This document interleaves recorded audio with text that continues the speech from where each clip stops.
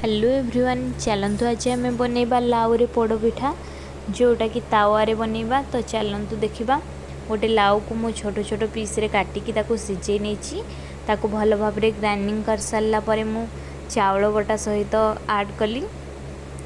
गोटे प्लेट रे मु अल्प किछि बादाम नहीं जोटा कि कंचा बादाम भाजिकी नेबेनी, कंचा बादाम ही से नेबे। काजू गुजराती एवं छोट छोट पीस रे काटिकी नड़िया को नहीं आपन चाहिए अलग किसी ड्राई फ्रूट्स ऐड करें। कड़ई रे चाउल बटा एवं लाउ बटा को ऐड कली, ताको भल भाव में मिक्स कर नेली।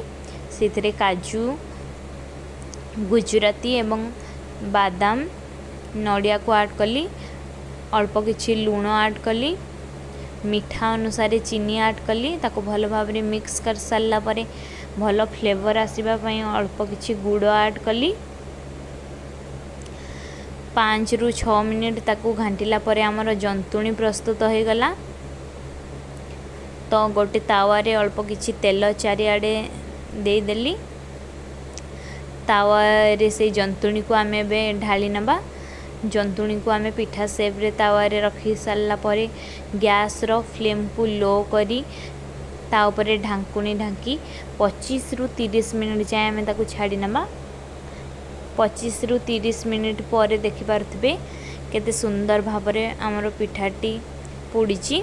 आपण माने भी निश्चय थरे लाउ रे एमती पोड़ पिठा तावारे बनातु एवं कमेंट रे जणातु केमती लागिला। प्लीज भल लगिले लाइक शेयर एंड सब्सक्राइब।